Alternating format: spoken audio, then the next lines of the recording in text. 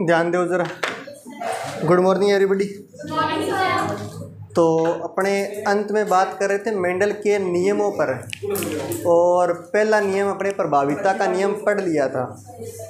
प्रभाविता का नियम पढ़ा था, उसके कुछ अपवाद भी है। तो हेडिंग लगाओ, मेंडल के नियम के अपवाद।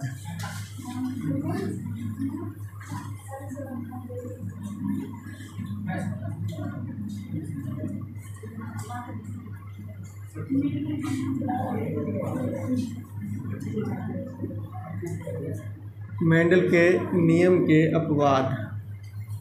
कुछ एक जीवों में, कुछ एक प्लांट में, पौधों में ये नियम अपवाद दर्शाता है। तो वो कौन कौन से लिख लेते हैं? जब मैं मेंटल ये वाला लिखती हूँ तब वो लिखते हो। अरे कोई भी लिख। अच्छा, कोई बात नहीं।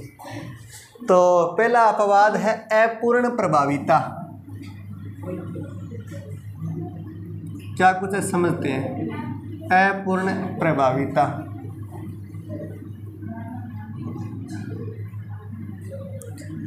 एक स्नैपड्रैगन है। हाँ जी, इसी में पौधा, स्नैपड्रैगन पौधा होता है, ठीक है। हाँ बिल्कुल लिखना है। इसको मिराबिलस जलापा भी बोलते हैं।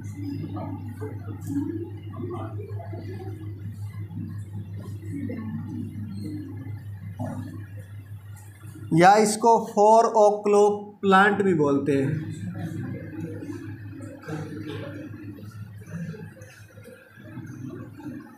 या इसको गुल अब्बास भी बोलते हैं।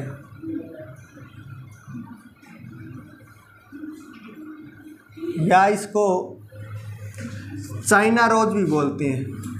सर ये 4 o'clock है। हाँ जी, 4 o'clock मतलब सर 4 बजे खिलने वाला प्लांट या पौधा। अब शाम को, सुबह मैंने तो देखा नहीं है, नाम है इसका 4 o'clock प्लांट। हाँ तो कुकड़ बोला है 4 बजे, तो अब वो कौन सा कहे।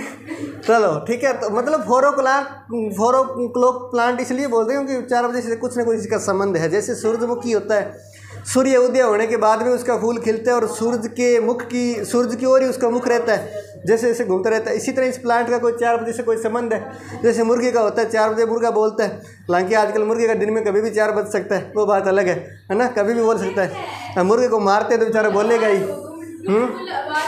गुल अब्बास। और मुर्गे व मुर्गियों में भी अपवाद होता है। ये मुर्गे व मुर्गियाँ, इनमें भी अपवाद दर्शाता है ये नियम। एग्जाम्पल से बात करते हैं। जैसे मैंने एक लाल गुलाब लिया और उसी पौधे का दूसरा रूप सफ़ेद गुलाब लिया, जिसमें RR जो है जीन है और उसमें कैपिटल RR जीन है। दोनों का जब संकरण हुआ तो कैपिटल R और स्मॉल r बना, जो कि ना तो लाल था ना ही सफ़ेद था। ये निकला गुलाबी पौधा, और गुलाबी हुआ। इसको नाम देते हैं F1PD।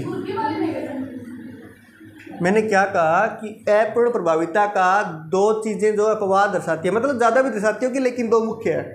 एक तो ये पौधा स्नैपड्रैगन, और दूसरे मुर्गियों में भी अपवाद पाया जाता है, ठीक है। अब मैं एग्जांपल दे रहा हूँ उस पौधे का जिसका एक में कलर लाल है और एक में सफ़ेद कलर है। दोनों का संकरण करवाया तो गुलाबी रंग का F1PD में पौधा प्राप्त हुआ। बात क्लियर है कि इतना नोट करो। फिर F2PD की बात करते हैं।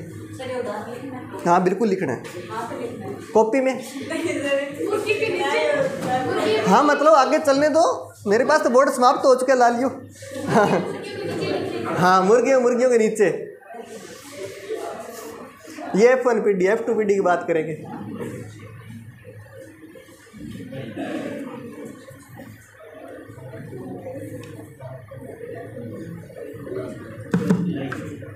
नोट हो गया क्या? करो।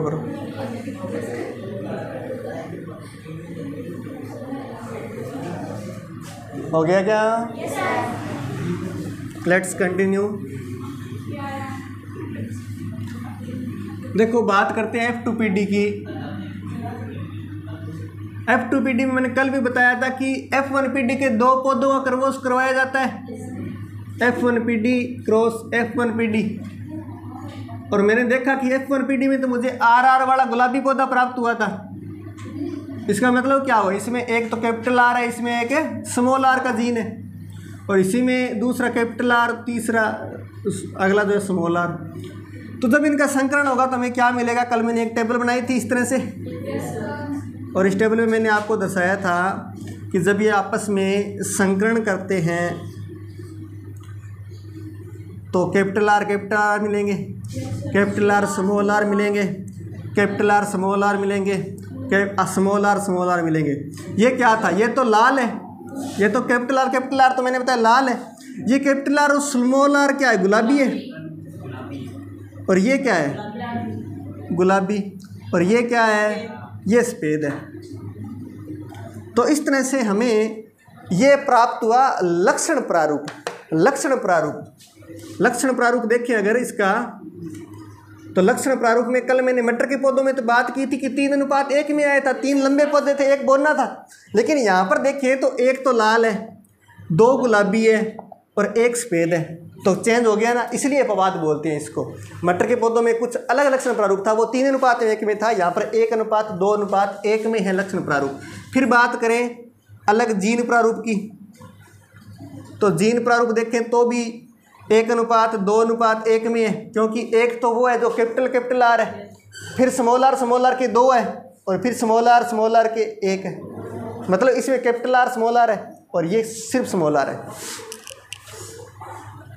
तो जीन प्रारूप के अंदर भी 1:2:1 है, लक्षण में भी 1:2:1 है।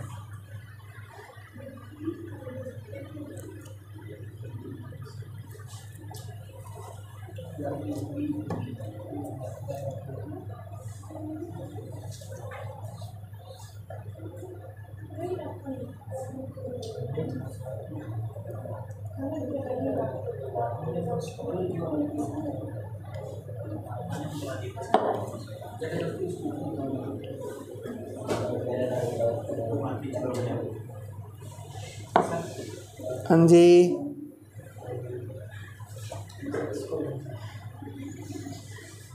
सर इनके लक्षण प्रारूप और जीन प्रारूप समान होते हैं?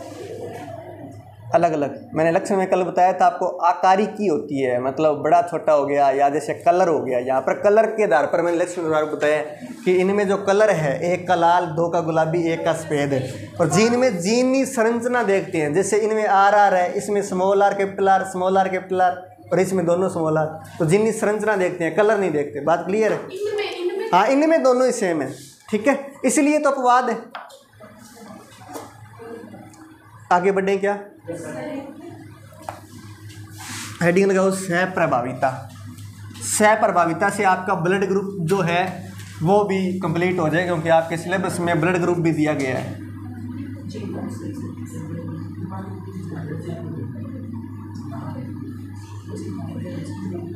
सहप्रभाविता एक टेबल बना लेनी है आपको छोटी सी।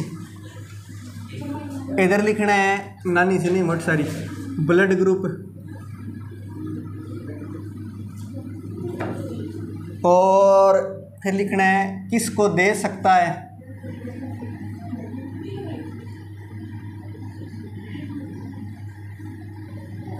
किसको दे सकता है, किस से ले सकता है, किस से ले सकता है। वैसे लालियाँ सबका पी लेती है, हाँ लोई, किस से ले सकता है। फिर एंटीजन की बात करेंगे, इनमें एंटीजन कौन सा होता है ब्लड ग्रुप के अंदर। फिर बात करेंगे एंटीबॉडी कौन सी होती है।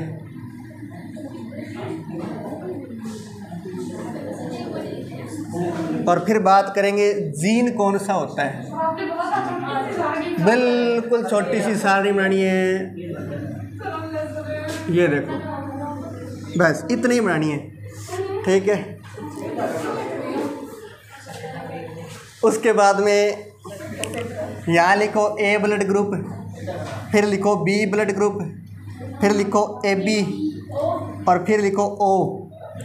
AB जो है ये सार्वत्रिक ग्राही होता है, मतलब सबसे खून ले सकता है, सार्वत्रिक ग्राही सबसे ले सकता है। इसको कोई भी आके दे दो, कोई दिक्कत नहीं है।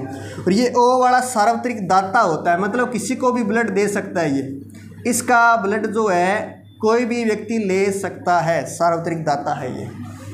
तो शरीर के अंदर सूट कर जाता है, मतलब कोई भी व्यक्ति अगर इसका ब्लड ले तो। फिर बात करें ए और ए जो है वो किस किस को दे सकता है, तो ए वाले को दे सकता है और ए बी को दे सकता है, क्योंकि ए बी में भी सार्वत्रिक ग्राही है, सबसे ले सकता है ए बी को। और बी जो है बी वाले को तो दे ही सकता है और ए बी को भी दे सकता है। फिर ए बी की बात करें तो ये केवल ए बी को दे सकता है, और ओ जो है ए को भी दे सकता है, क्योंकि सबको दे सकता है, ए बी को भी और ओ को भी। ये तो सार्वत्रिक दाता है, सबको दे सकता है, दानवीर है, अंगराज कर्ण। और किस से ले सकता है, ए से ले सकता है और ओ से सारे ले सकते हैं। बी से ले सकता है और ओ से, और ए बी जो है ए से ले सकता है, बी से ले सकता है, ए बी से ले सकता है और ओ से ले सकता है, क्योंकि ये सार्वत्रिक ग्राही है, सब से ले सकता है। ओ केवल ओ से ही ले सकता है। और इसमें एंटीजन होता है ए, स्मॉल ए, इसमें एंटीजन होता है बी, और इसमें ए एंड बी होता है, और इसमें कोई एंटीजन नहीं होता है। इसमें एंटीबॉडी होती है बी, इसमें ए, इसमें कोई एंटीबॉडी नहीं है, और इसमें ए एंड बी एंटीबॉडी। बात करें जीन की तो इसमें जीन फटी हुई है, मतलब आई ए आई ओ, इसमें आई बी आई ओ, इसमें जीन आई ए और आई बी जीन होते हैं, और इसमें आई ओ जीन होते हैं। ये जीन की संरचना जो है अंदर ही आंतरिक होती है, ब्लड के अंदर है। हाँ, ये वो आई ओ नहीं है, हाँ आई ओ इतना ही है।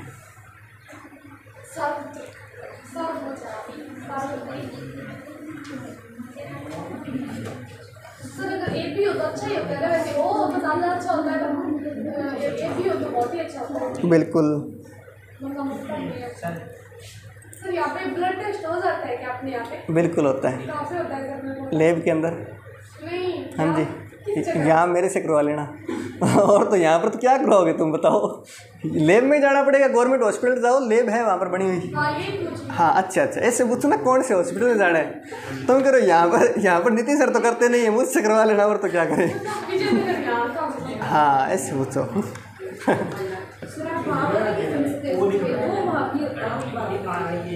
हमारा भाव थोड़ा ज़्यादा महंगा है।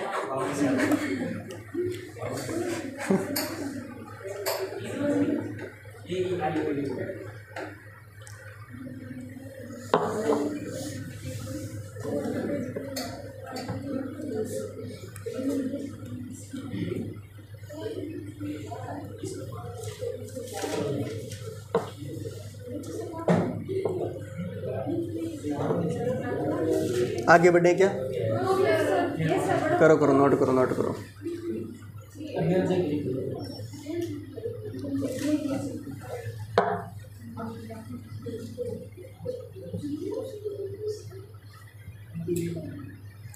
अगर आपको अगर आपको ये जीन याद हो जाते हैं तो आप बता सकते हैं किसी विशेष लाल या लाली के कौन से ब्लड ग्रुप का लाल पैदा होगा, मतलब संतान कौन से ब्लड ग्रुप की पैदा हो सकती है और कौन सी नहीं हो सकती है, ये पहले से अपन बता सकते हैं।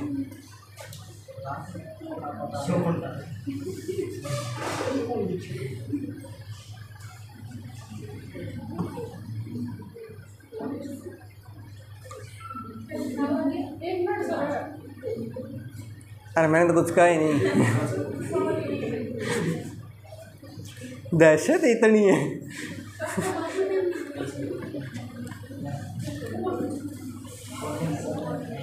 सपने में रात को सोते हुए तो नहीं बोलते कि सर 1 मिनट हैं, चल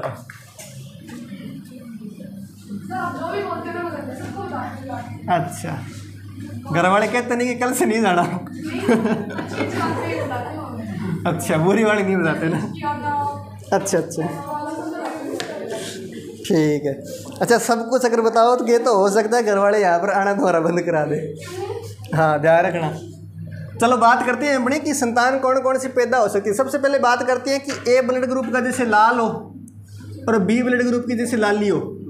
ये लाल है, क्लियर दिख रहे हैं ना, लाल। हाँ, जेंडर का फर्क है, समझ लेना। ये लाली है, कैसे पता लगा? बालों से। लाली के बाल ज़्यादा लंबे होते हैं। अरे नहीं, तो वो तो एक सा ही होता है, केवल बालों का ही फर्क होता है। हाँ ये लो, अरे तो पटियारा खिड़े है, ये लो। चलो अब बात करते हैं, लाल के बाल उठ जाते हैं एक उम्र के बाद।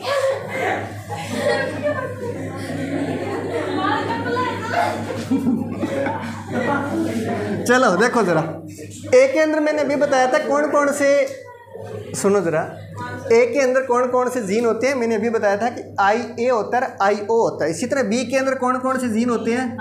आई बी और आई ओ जीन होते हैं। और जब ये निषेचन करेंगे तो क्या क्या बनेगा देखो जरा, आई ए, आई ओ, और इधर है आई बी, आई ओ। सारणी बना देते हैं। आई ए मिलेगा, आई बी बनेगा, आई ए, आई बी, इधर आई ए, आई ओ, और इधर आई बी, आई ओ, और फिर आई ओ, आई ओ। अब देखो ज़रा, मैंने ये आपको ये वाला जो जीन है किस में बताया था? ए बी ब्लड ग्रुप में बताया था क्या? तो यानी एक तो संतान ए बी ब्लड ग्रुप की पैदा हो सकती है। ये मैंने बताया था ए में, ये मैंने बताया था बी में, और ये मैंने बताया था ओ में। इसका मतलब इसके चारों ही ब्लड ग्रुप की संतान पैदा हो सकती है, या तो ए वाली, या बी वाली, या ए बी वाली, या ओ वाली। नोट करो।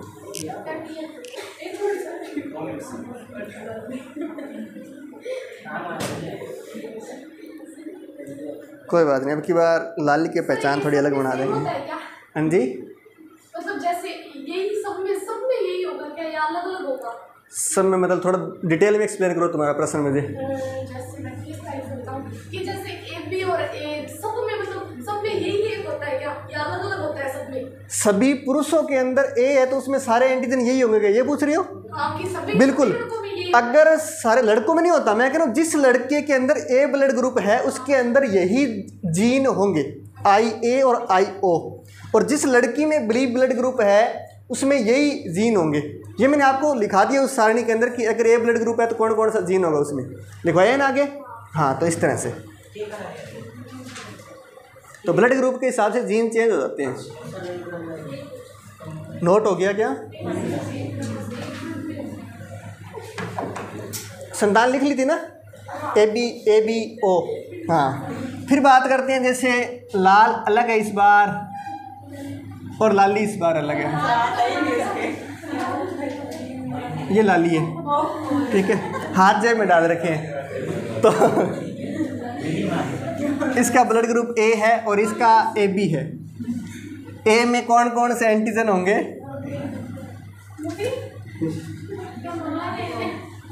और ए बी में आई ए होता है और आई बी एंटीजन होता है। और जब निषेचन करेंगे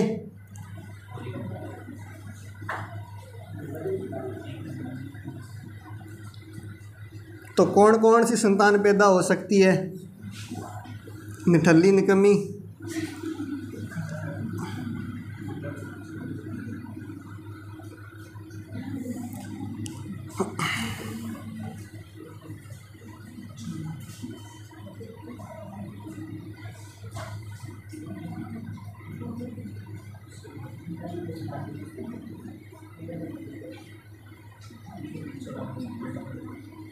ये तो ये ए ही एंटीजन जीन है दोनों में। तो ये तो हो गया ए ब्लड ग्रुप वाली संतान, इसमें ए बी ब्लड ग्रुप वाली संतान, इसमें वापस फिर ए वाली और इसमें बी वाली। तो ये तीन तरह की संतान पैदा हो सकती है, लेकिन ओ ब्लड ग्रुप वाली संतान नहीं होगी। और ए कितने हैं? ओ ए जो है इसमें दो आए हैं, ये भी ए ब्लड ग्रुप है और ये भी ए ब्लड ग्रुप है। तो ए वाले दो आए हैं इसके अंदर, तो दो ए, एक ए बी और एक बी।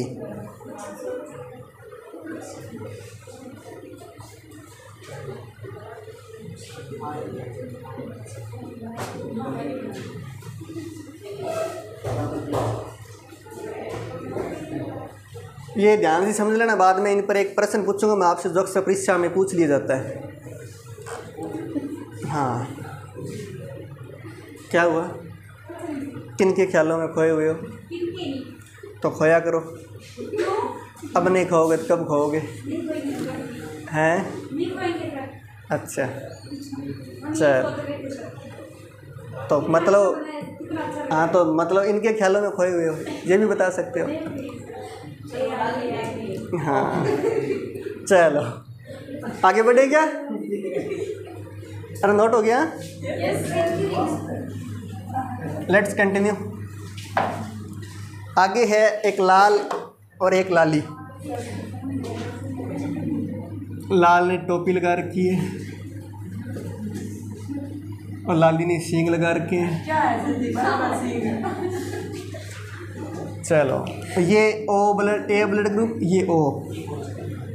इसमें कौन कौन से जीन होंगे? आई ए और आई ओ। और ओ वाले में आई ओ। तो आई ओ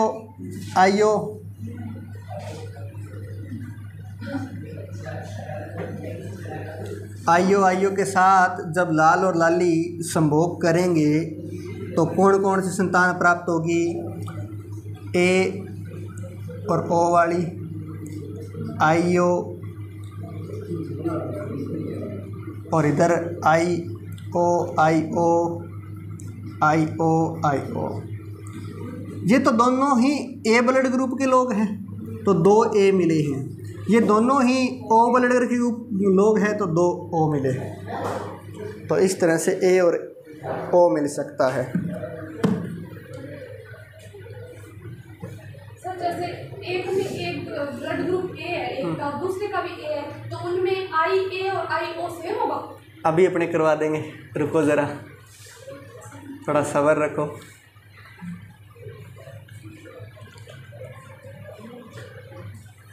क्योंकि जब दोनों में ए होगा तो ए ब्लड ग्रुप वाले मिलेंगे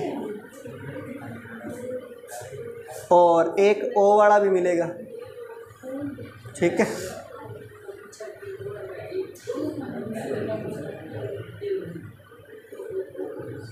नोट हो गया क्या?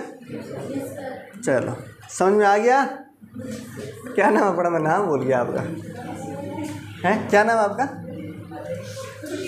हाँ, खुशप्रीत। तो खुशप्रीत समझ में आ गया? आगे बढ़ते हैं। जैसे लाल में भी ए ब्लड ग्रुप है और लाली में भी ए है।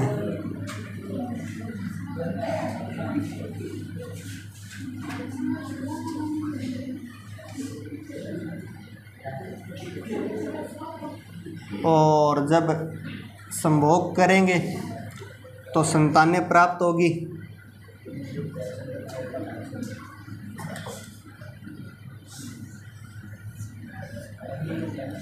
आइए आइयो।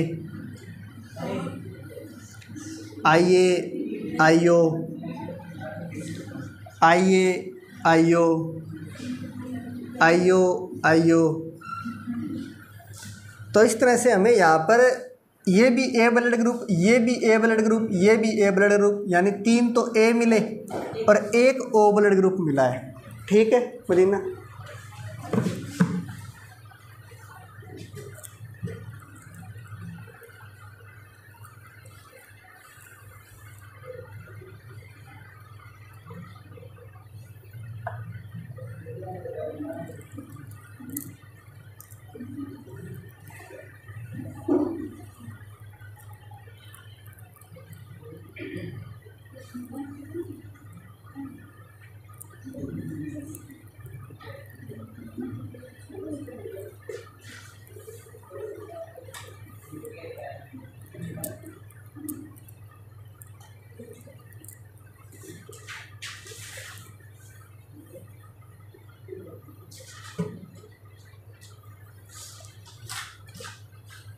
हो गया क्या?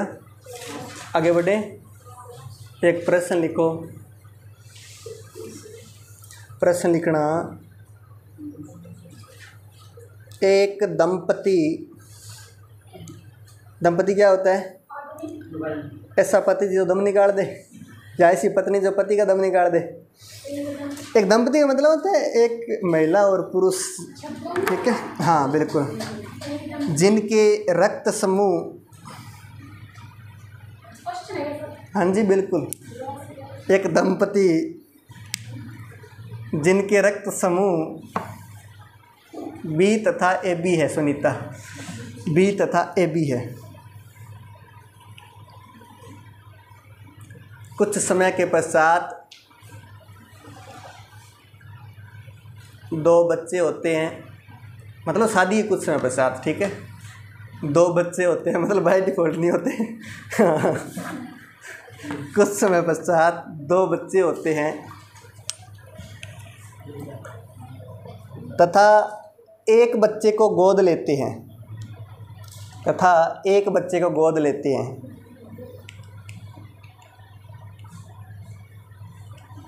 एवं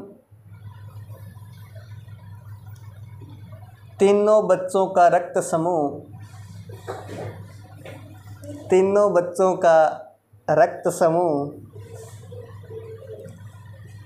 बी कॉमा ओ, तीनों बच्चों का रक्त समूह बी कॉमा ओ तथा ए बी है, गोद लिया गया बच्चा कौन सा होगा? बताओ लालियो। हाँ जी, कौन से ब्लड ग्रुप वाला होगा, कैसे पहचानोगे? गोद लिया हुआ बच्चा कौन सा है? तो बापू और मम्मी का करवाओ निषेचन, और उसके बाद में पता करो संतान कौन कौन सी हो सकती है, और जो उनके अलावा है वो गोद लिया हुआ है, वो वाला होगा क्या? क्या बात है, देखते हैं। हमने देखा दो दंपति है, एक का ब्लड ग्रुप जो दिया है बी है और एक का ए बी है, एक का बी है और एक का ए बी है। तो बी है तो इसका मतलब इसमें जो जीन है वो आई बी और आई ओ है, और ए बी वाले में जो जीन है आई ए और आई बी है। और जब इनका निषेचन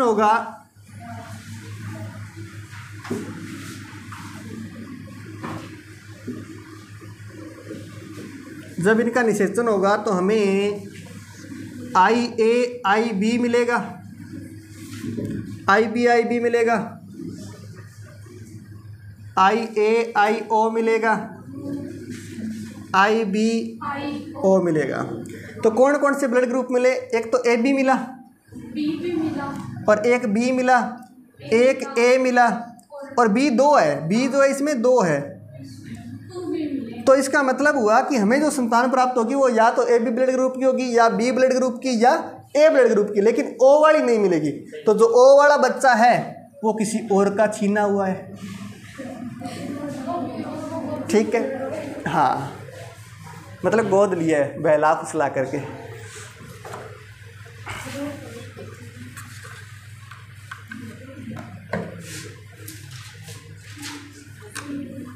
आज की क्या 2-3 दिन पहले की एक न्यूज़ है पश्चिम बंगाल की, शिक्षक भर्ती रद्द करने की, सुनी है क्या? नहीं सुनी? क्या बात है। 2-3 दिन की, हाँ 2-3 दिन पहले की, मतलब आज जो है ज़्यादा न्यूज़ में है, हालांकि न्यूज़ 2-3 दिन पहले की आज तो न्यूज़पेपर में भी आई हुई है। उसमें क्या था एक्चुअल में 2014-15 या 16 के आसपास की एक भर्ती है पश्चिम बंगाल की, 26,000 शिक्षकों की भर्ती। और उस भर्ती में थोड़ा ज़्यादा नकल वगैरह चली होगी, तो हाईकोर्ट में, इलाहाबाद हाईकोर्ट में फैसला, मामला चला गया, हाईकोर्ट में मामला चला गया। और उसके बाद में जो है वहाँ की बेंच ने अभी जो है एक फ़ैसला दिया कि जो उस भर्ती के अंदर कैंडिडेट थे उन सबको हटा दो। मतलब 6-7 साल उन्होंने जॉब कर ली है ऑलरेडी, क्योंकि 2016 की जो भर्ती है, नॉर्मल सी बात 2024 आ चुका है, तो 7 साल जॉब उन्होंने कर ली। 7 साल बाद तमाम शिक्षकों को हटा दिया और भर्ती रद्द कर दी। और 7 साल में जितनी भी उन्होंने तनख्वाह उठाई है सरकार से वापस भरने का उनको ऑर्डर दिया है कि आपने जितनी भी 7 साल में तनख्वाह उठाई है वापस सरकार को पहुंचाओ। तो सरकारी जॉब में पहले कहते थे कि ठाणा एक बार लगने के बाद बहुत मुश्किल होता है, लेकिन हाई कोर्ट चाहे तो सब पॉसिबल होता है ना। उनके पास कोई काम भी नहीं हो, कैसे भरेंगे इतने साल पैसे? अब तो वो तो राम ही जाने कैसे भरेंगे। सर उन्हें ऐसा कुछ करना चाहिए ना कि चलो। हाँ बिल्कुल, ऐसा बिल्कुल होना चाहिए कि जो निर्दोष है उन पर प्रभाव ना पड़े ना, क्योंकि जो दोषी है उनको सज़ा मिलना जायज़ है, पर निर्दोष को ना मिले, क्योंकि जो मेहनत करके लगा है उनको भी साथ में सज़ा मिल रही है। और दूसरी बात, अगर कोई 7 साल तक किसी ने तनख्वाह उठाई है सरकार से, तो वो बचाई तो है नहीं, सारी की सारी उसने लगाई भी तो है, तो 7 साल की एक साथ तनख्वाह चुका भी नहीं पाएगा कोई भी बंदा है। तो कर्ज लेके चुकाएगा तो वो बहुत अच्छी बात नहीं है। फिर आगे बढ़ते हैं अपने टॉपिक पर। लिखना आगे टेस्ट क्रॉस या परीक्षण क्रॉस।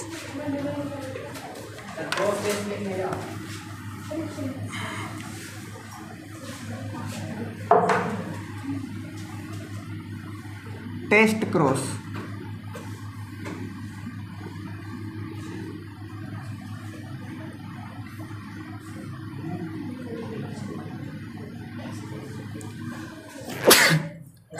परीक्षण क्रॉस। हिंदी में ऑनलाइन का मतलब क्या होता है? हाँ जी, ऑनलाइन का हिंदी मतलब क्या है? क्या पता भाई, ऑनलाइन का होगा लाइन के ऊपर, और तो क्या बताएंगे अब है ना। मतलब ऑन मतलब ऊपर लाइन मतलब रेखा के ऊपर।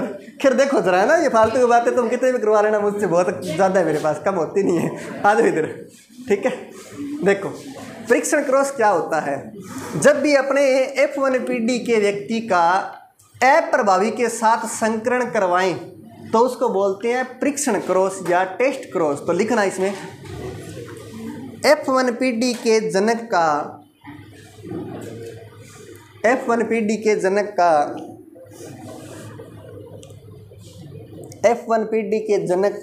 अप्रभावी के साथ क्रॉस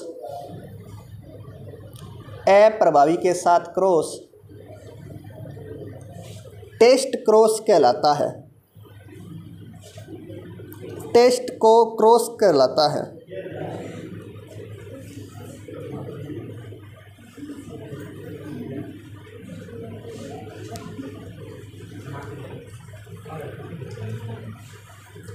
चलो देखो ज़रा क्या है टेस्ट क्रॉस। सबसे पहले बात करते हैं F1PD में कौन कौन से हमें जनक प्राप्त होते हैं। तो मैंने कल आपको बताया था, जैसे कि मटर का एग्जांपल ले लेते हैं। मटर मैंने कहा था कि अगर 2 लंबा पौधा और बोना पौधा अगर संकरण करवाते हैं तो इससे हमें जो है एक लंबा पौधा प्राप्त होता है। ये मैंने बताया था, अशुद्ध लंबा बोला था हमने इसको, अशुद्ध लंबा। ये F1PD था, F1PD के ये जनक थे जिसको हमने अशुद्ध लंबा नाम दिया था। अब F1PD का किसी अप्रभावी के साथ संकरण करवाना है तो F1PD का एक हम ले लेते हैं, जैसे कि ये TT हमने ले लिया, और इसका संकरण करवाना या क्रॉस करवाना है अप्रभावी के साथ। TT जो है दूसरी पीढ़ी में अप्रभावी होता है, क्योंकि इस पीढ़ी के अंदर हमने TT तो नहीं मिला, ना ही तो हमें कैपिटल T मिला है, ना इसमें केवल स्मॉल t मिला है, हमने इसमें मिश्रण मिला है दोनों का। तो ये जो है दूसरी पीढ़ी में अप्रभावी है, यानी अपना प्रभाव नहीं दर्शा रहे, तो मैंने इसको ले लिया अप्रभावी के रूप में। जब इनका संकरण होगा तो क्या मिलेगा हमें, तो देखना जरा, T और एक स्मॉल t और इधर स्मॉल t और इधर स्मॉल t, तो कैपिटल T स्मॉल t, ये क्या है लंबा। कैपिटल T स्मॉल t, ये क्या है लंबा। और इधर फिर स्मॉल t, ये क्या है बोना। और स्मॉल t, ये क्या है बोना। तो यहाँ पर अगर लक्षण प्रारूप देखें तो क्या मिला हमें, 2 तो लंबे मिले, 2 ही बोने मिले, 2:2, यानी कि अगर काटें तो 1:1 आएगा। फिर जीन प्रारूप अगर देखें तो जीन प्रारूप के अंदर हमें दिखाई दिया कि कैपिटल T स्मॉल t 2 है और 2 स्मॉल t है, तो ये भी 1:1 मिलेगा। तो जीन प्रारूप भी 1:1 और लक्षण प्रारूप भी 1:1। ये होता है परीक्षण क्रॉस या टेस्ट क्रॉस। हाँ लिखो, कुछ नहीं हुआ, अभी होने वाला बाकी है, लिखो।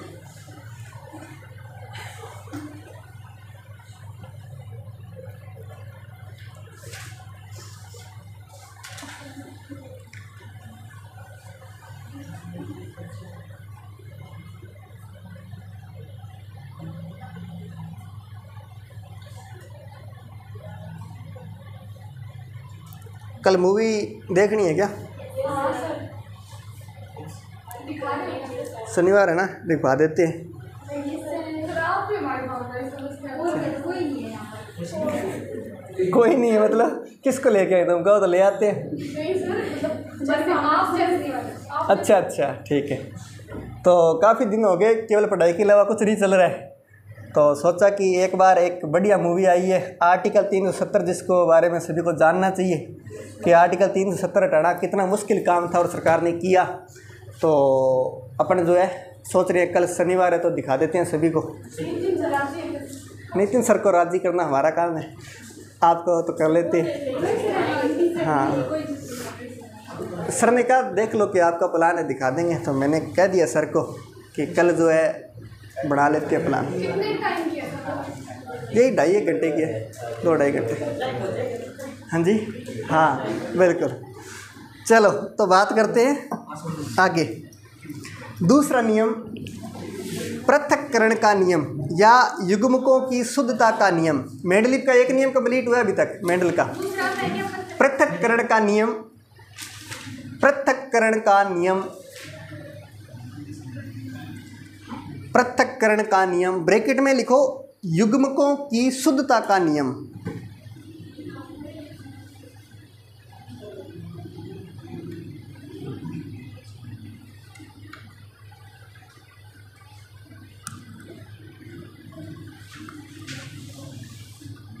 युग्मकों की शुद्धता का नियम।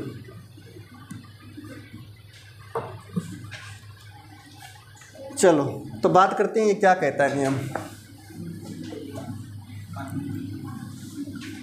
पृथक्करण का नियम नाम से स्पष्ट है कि कुछ न कुछ पृथक हो रहा है, यानी कि अलग हो रहा है। तो इसमें क्या होता है कि ये नियम कहता है कि युग्मक निर्माण के बाद व्यक्ति में जो प्रत्येक लक्षण है वो अलग अलग हो जाते हैं, बस इतना ही है ये नियम है। और इस नियम की खास बात ये है कि इसमें कोई अपवाद नहीं है, मतलब सभी जीवों पर सभी पौधों पर ये लागू होता है।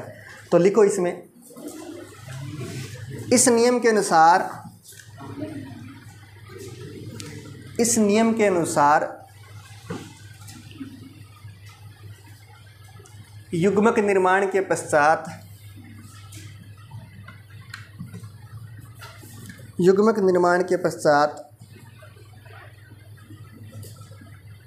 प्रत्येक लक्षण पृथक हो जाते हैं।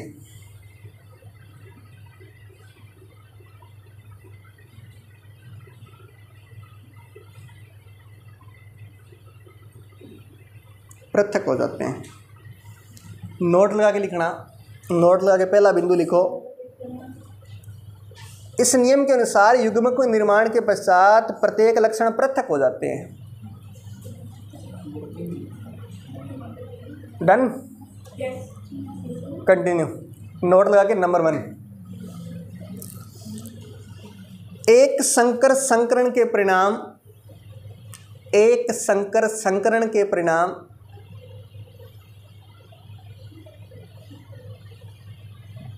पृथक्करण के नियम पर आधारित है, पृथक्करण के नियम पर आधारित है।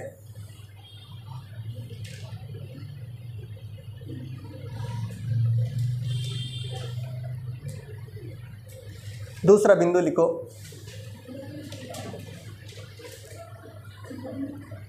दूसरा बिंदु लिखो, इस नियम का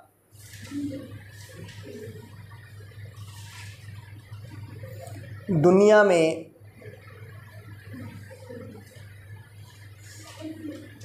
कोई अपवाद नहीं है।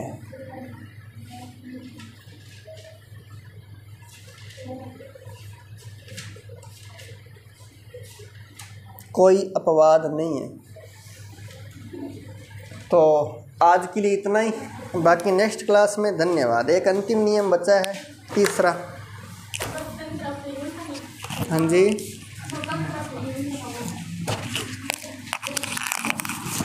ये लो भाई।